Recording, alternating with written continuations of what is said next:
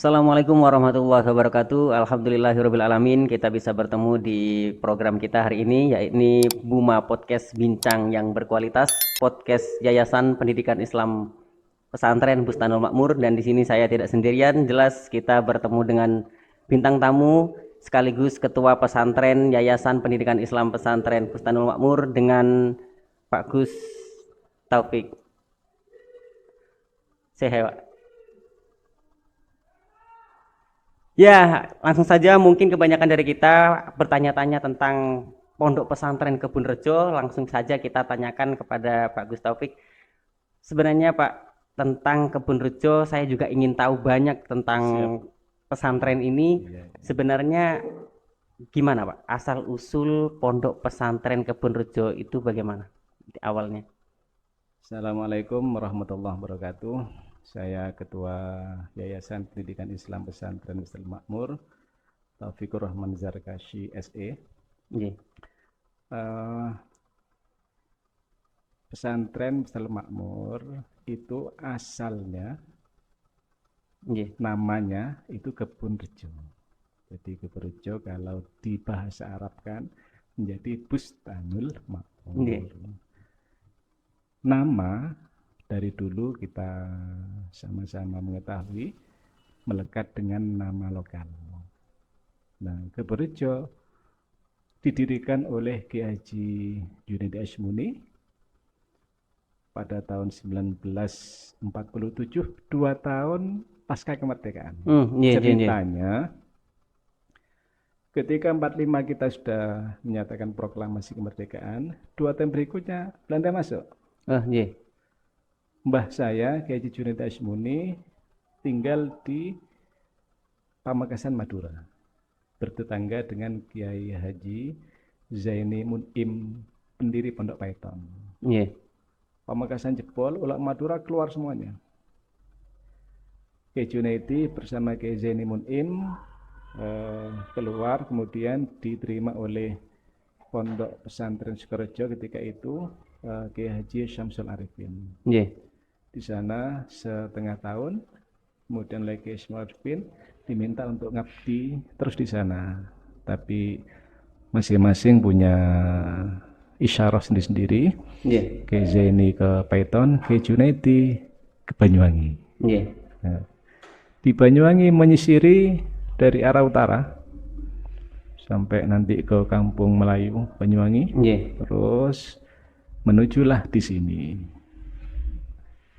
Mister, di kota ini Genteng, Desa Genteng Wetan, sebelumnya sudah ada saudara yang tinggal di sini, sehingga ya tidak begitu rumit. Masalahnya tempat. Ini dulu adalah kebun. Kan tahu sendiri kebun kan, banyak pohon macam-macam.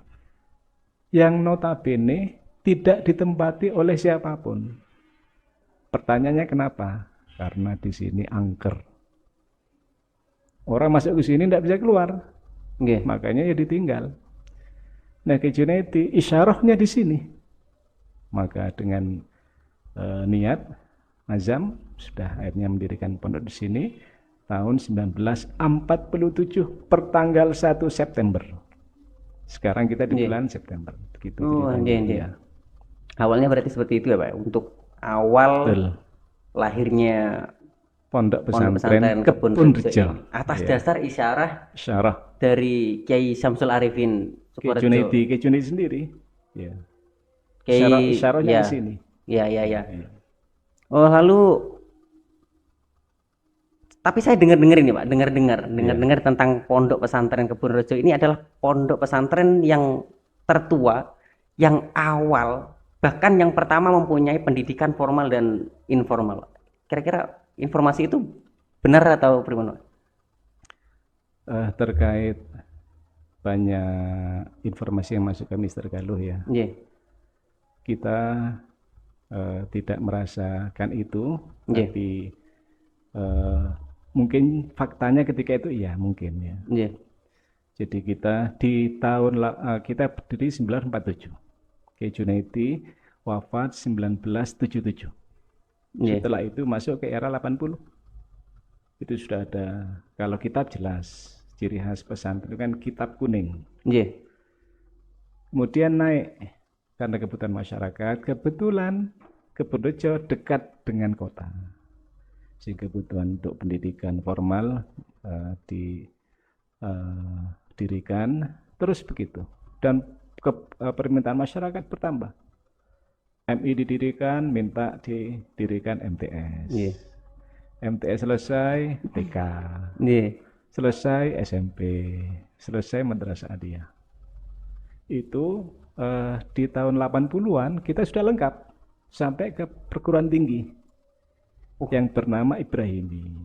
Ibrahimi ini memang tabarukan dengan Ibrahimi Sukorejo, karena yang meletakkan batu pertama itu Kiai As'ad Syamsul Arifin, dan nama diambilkan. Tapi yang penting adalah ketika itu belum ada perguruan tinggi di Banyuwangi, maka kita bisa dikatakan satu-satunya pesantren atau yayasan yang pertama kali mendirikan perguruan tinggi ketika itu. Situ. Itu di tahun 1900. Ya pokok periode 80 90. 80-an, Pak. Ya. Jadi 80 itu kita sudah selesai. Nggih. Untuk pendidikan formal dari usia dini sampai perguruan tinggi. Yang formal aja selesai, apalagi yang informal belajar kitab ya Pak? Insya Allah mestinya begitu, insya Allah. Ya. Tapi ya semuanya akan diuji oleh keadaan kan ya. Tentang prestasi macam dan kualitas begitu. Tapi di era prime-nya Pak, atau di masa sangat jaya-jayanya Kebonrejo itu kira-kira sampai banyak tokoh-tokoh yang datang ke Kebonrejo. Ya, saya merasakan sendiri. Saya sekarang usia 52. Di tahun 80-an saya murid MI, kemudian MTS Aliyah 90-an. Di saat itu tahun 1982 kuat-kuatnya Orde Baru, Menteri Sosial itu datang ke sini. Menteri Sosial. Zaman itu luar biasa. Pondok pesantren lainnya masih belum. Ya. Tetapi pesantren kalau didatangi politisi, maka minornya luar biasa. Seperti itu. Tapi kita mengambil hikmahnya ya. Jadi yang pertama, yang kedua, di era tahun 90-an itu juga pernah didatangi oleh utusan dari Pak Harto ketika itu. Utusan dari Bu Tutut ke sini. Siapa yang diutus? Kiai Wahid Zaini Paiton. Ketika itu pengasuh Pondok Pesantren Nurul Jadid. Kiai Zaini ini adik dari Kiai Zarkasi. Pengasuhnya di sini ketika itu Kiai Imam Zarkasi Junaidi. Terus ke saat menjelang reformasi, kan Mister Kalu tahu kan, ya ada ninja ya kan, kemudian gejolak macam-macam. Mantan Panglima TNI Ria Mizat Riyad Judu ke sini dengan status jabatannya itu adalah Pangdam 5 Brawijaya. Itu kedatangan ke sini dengan maksud pendekatan sosial lah ya. Mungkin dirasa saya Kiai Zarkasi itu sebagai tokoh masyarakat, panutan umat di Banyuwangi, mungkin bisa diajak untuk meredam macam-macam sebagainya, atau menyelesaikan konflik yang terjadi. Yang kedua, ketika itu mantan Kapolri Jenderal Sutanto, status ketika itu jabatannya adalah Kapolda Jawa Timur. Itu juga pernah. Dan banyak politisi-politisi ketika reformasi kan politik kan ya, baru kan, itu banyak. Kiai Salahuddin Wahid pernah, sampai dan sebagainya. Presiden-presiden kira-kira pernah nggak Pak kesini? Nah, Ibu Megawati, statusnya ketika itu wakil presiden. Ibu Megawati. Sampai ke sini tuh. Iya. Maka yang saya rasakan ya Ya, artinya betul, Mister. Nggih. Jadi parameter itu menjadi ukuran yang real di mata masyarakat. Kalau ada yang mengatakan apa bagus, baik, ya ketika itu iya, betul. Nggih. Oh, waktu itu berarti di era yang mana pondok pesantren-pesantren di Banyuwangi masih belum se-prime atau sebesar Kebun Rejo seperti itu, Pak. Iya, insya Allah begitu. Dalam instrumen kelengkapan pendidikan. Nggih, dalam kelengkapan pendidikan. Terus kalau sekarang kan banyak pesantren-pesantren yang udah sangat berjalan cepat Betul, seperti itu, iya. entah itu dari bangunan atau dari pendidikannya, Pak. Kira-kira dari Kebun Rejo ini sekarang akan melakukan program untuk mengimbangi mereka atau bahkan lebih daripada mereka seperti Musabaqah. nggih. Musabaqah ya. Mister, saya ketua yayasan Nggih. pendidikan sampai berjalan makmur merasakan bahwasanya Keberjo Nggih. itu memang harus bangkit. Nggih. Mengapa? Kita tidak terasa tertinggal, Nggih. tidak terasa. Kita merasa nyaman dengan karena pendidikan formal lengkap ya sampai di dunia pendidikan tinggi. Dan kebetulan baru-baru ini Institut Agama Islam Ibrahimi berubah status menjadi Universitas Islam Ibrahimi Banyuwangi. Nggih. Tetapi terasa tertinggal.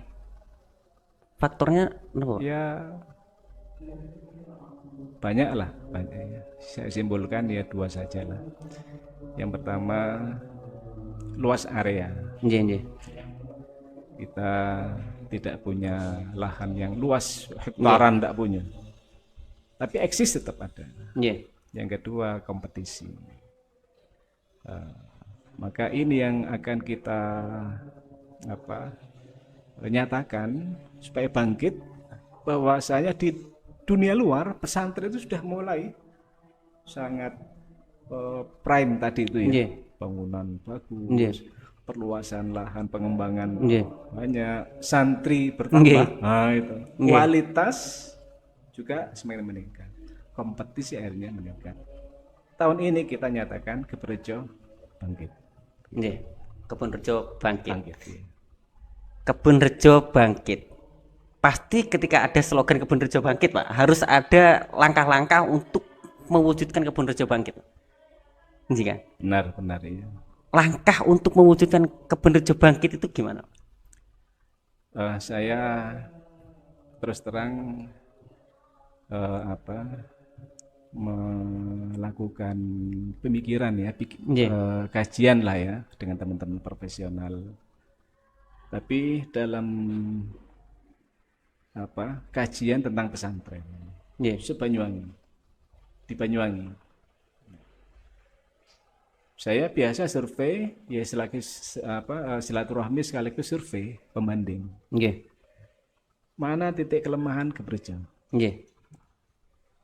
Pada kesimpulannya kita warga Keberjo, utamanya saya yang ketua yayasan harus sadar. Nggih. Sadar bahwasanya kita tertinggal. Maka saya ketika itu menyatakan per 1 Juli tahun ajaran pendidikan formal 2023-2024 saya harus berubah pola pikir. Di tahun kemarin itu berarti, Pak? Tahun ini 2024-2025 berarti. 2024-2025 Nggih, betul ya, tahun ini 1 Juli kemarin. Saya undang teman-teman saya yang profesional. Nggih. Sejumlah 17 saya presentasi progres Keberjo setahun ke depan. Nggih. Saya hanya bilang gini, saya presentasi demi Keberjo karena ingin bangkit itu. Maka yang saya minta komentari saya, kritik, kalau bisa habisin tidak apa-apa saat itu. Tapi koma, tetapi support total. Akhirnya teman saya memberikan rumusan dengan banyak diskusi. Kesimpulannya 3 caranya. Manajemen harus diperbaiki. SDM tampak konkret, berkualitas. Ketiga, modal berputar. Apa modal berputar? Bisa berupa lahan, Nggih. bisa berupa dana, tapi semuanya harus ada putarannya, ada kalkulasinya kalau zaman sekarang ini. Nggih. Kalau ini bisa, insya Allah. Akhirnya saya dengan itu saya sharing dengan teman-teman profesional. Nggih. Pada kesimpulannya sekarang sudah menemukan metode yang saya namakan Nggih. 0.0 method. 0.0. Nggih. Pripun nih, Pak? Mister, ya terus terang saya juga praktisi pendidikan, Nggih. sehingga semuanya harus terukur Nggih. terarah. Zero di kiri itu Nggih. saya branding menjadi grade. Zero di kiri. Zero di kanan itu saya artikulasikan sebagai instrumen. Nggih. Supaya naik grade, tinggal pasang berapa instrumen, taruh di kanan. Sehingga ini progres tahunan ini. Nggih. Jadi grade itu tahunan. Maka dengan 0.0 itu saya kasih istilah namanya grading. Nggih. Positioning lah. Kalau orang sadar, maka kan tahu posisinya. Nggih. Itu grading. Kalau mau naik, namanya upgrading. Nggih. Maka tahun depan upgrading bulanan harian harus naik menjadi 1.0. Kalau ingin kualitasnya bertambah, ya instrumennya tambah. Nah gitu. Itu intinya di situ. Nah, semuanya ini berbasis aplikatif. Ada detail, ada ukuran scoring. Nggih. Ini berlaku untuk semua SDM di Keberejo. Saya, yayasan, pengurus yayasan, guru karyawan, murid atau siswa, kalau bisa juga wali, murid, wali, santri. Sehingga ini menjadi satu komunitas. Dalam kurikulum Merdeka, kita kan rohnya adalah belajar berkolaborasi. Itu yang kita breakdown nanti. Mudah-mudahan bisa. Terus untuk itu Pak, untuk mewujudkan Kebun Rejo Bangkit, kira-kira Pak, dari program podcast ini yang sedang kita launching di hari ini, membantu seberapa besar pengaruh dari podcast ini kira-kira? Kita real ya. Kebun Rejo itu luasnya tidak seberapa. Sekarang zaman era digital. Peluang di situ kita besar. Maka semuanya real kita laksanakan dengan tadi itu 0.0 itu real, tapi digital juga akan kita sentuh, bahkan siap untuk berkompetisi di dunia digital. Maka dengan begini semua potensi itu bisa dipublish. Harapan kita hanya itu, bagian dari menyiarkan dan lain sebagainya. Juga kalau bisa menambah instrumen, menambah kekuatan supaya bisa berkembang berkualitas lebih baik. Terus program Kebun Rejo Bangkit ini Pak, sebelumnya udah pernah disosialisasikan atau belum kepada wali santri, wali siswa gitu? Kalau istilah bangkit itu ya biasa lah ya. Ya. Ketika berjuang ya harus bangkit, ya kan. Ketika ngajar ya harus bangkit. Nah kebetulan yang ini memang setelah sadar ya kita harus menyatakan diri bahwasanya kita harus bangkit dari tidak punya apa-apa. Nah itulah yang kemudian semuanya harus merasakan bangkit. Nah gitu. Ini hanya bentuk semangat, ya, semangat untuk menguatkan langkah. Untuk bentuk kesadaran tadi kan masih belum semua Pak. Belum semua orang mempunyai rasa kesadaran bahwa kita sudah tertinggal lama. Itu di breakdown nanti dengan poin 0.0 method itu. Akan ada sosialisasi. Ada. Besok kita mengadakan halal bihalal.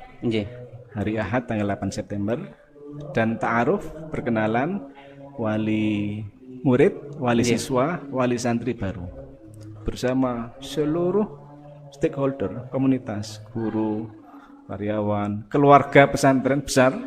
Kita ada 4 pondok cabang. Di mana aja, Pak? Yang pertama di Sumber Bening, itu di situ ada SMP Bustal Makmur yang alhamdulillah Mister pada kompetisi Sains Madrasah di Ternate dan Meres salah satu yang mengharumkan Kota Banyuwangi. Itu SMP kita di cabang pertama. Yang kedua di Bustan Falah. Di situ ada TK, ada SMK, Bufa. Yang ketiga di Maron, yang keempat di Gemuksur. Ada 4, semuanya punya karakter yang spesifik. Nah, disitulah bahwasanya memang Keberejo sebagai induk harus memulai untuk bangkit lebih cepat. Itu yang menjadi kesadaran kita. Dan semuanya nanti ketika besok itu halal ta'aruf, kita kasih support. Kalau responnya masuk semuanya, alhamdulillah. Tidak juga alhamdulillah. Namanya ikhtiar. Yang saya dengar, Pak, dan saya rasakan sih, Bustanul Makmur itu sekolah yang banyak siswa yang sangat berprestasi, Pak, dari Bustanul Makmur. SMP Bustanul Makmur. Dari SMP Bustanul Makmur itu. Padahal itu adalah bagian dari induk ini. Maka mungkin maksud dari Pak Taufik adalah Keberejo bangkit, bagaimana kita sebagai induk harus memberikan contoh lebih daripada yang sab-sab tadi. Betul. Iya, Pak. Iya. Salah satunya memang begitu. Artinya induk itu ya mestinya harus ada paling atas. Nah, gitu. Nah, ini yang kalau saya Ketua Yayasan menjadi progres. Program yang terukur setahun. Apakah pertanyaannya akan di atas? Ya harapannya begitu. Bahkan melampaui batas, harapannya begitu. Mudah-mudahan. Iya, amin. Terus kira-kira nanti akan ada reward, semacam reward untuk teman-teman santri atau guru-guru yang udah ada di sini ya, Pak, selama pengabdian di pondok pesantren Keberejo. Gini, Mister. Saya sama teman profesional untuk memulai langkah Keberejo bangkit. Itu diberi 2 yang tadi dari 3 manajemen, SDM, sumber daya manusia dan modal berputar itu SDM-nya ya itu harus dipotret 2 sisi. Sisi kiri namanya dimensi teknik, sisi kiri. Sisi kanan konten, muatan.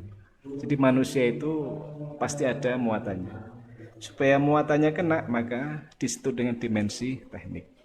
Salah satu yang disarankan oleh teman saya, reward. Itu dimensi teknik untuk menguatkan muatan. Contoh, muatannya adalah karakter. Karakter ini ruh dari kurikulum Merdeka. Maka besok karena acara halal bihalal dan ta'aruf, reward kita kasih semuanya. Tapi yang berprestasi atau yang pada saat itu insidental ingin berprestasi, kita kasih reward, kita siapkan semuanya. Tapi yang prestasi untuk anak-anak, siswa, santri hanya yang ranking 1. Di situ. Itu dari dimensi teknik ya, Pak? Dimensi teknik dari reward. Memunculkan karakter baru prestasi. Muatannya karakter bisa diangkat untuk prestasi tadi itu. Di reward semuanya diberi. Guru semuanya kita kasih reward satu persatu. Sama rata. Tidak ada junioritas, senioritas, tidak ada unsur jabatan, tidak ada. Semuanya sama tanpa pandang bulu. Siswa kasih. Siapapun yang ingin progres, kita kasih. Sudah disiapkan semuanya. Untuk bentuk rewardnya kira-kira dengan bentuk apa? Kita 2. Yang pertama adalah biasa ya piagam Nggih. untuk bukti yang disimpan diarsipkan ya. Yang kedua adalah dana, Nggih. dana pembinaan, Nggih. support lah, suplemen. Nggih. Mungkin dari itu satu merasa dihargai sehingga menambah semangat untuk prestasi lebih kuat lagi di situ. Nggih. Lalu dimensi kontennya, Pak, gimana, Pak? Karakter. Yang di karakter tadi. Berarti berhubungan antara dimensi teknik dan juga dimensi konten tadi. Nggih, nggih. Itu yang besok. Nggih. Padahal dimensi itu ada banyak di situ. Nggih.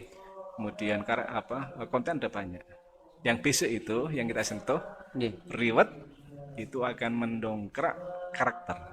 Mudah-mudahan. Nggih, amin. Mungkin itu saja ya, Pak.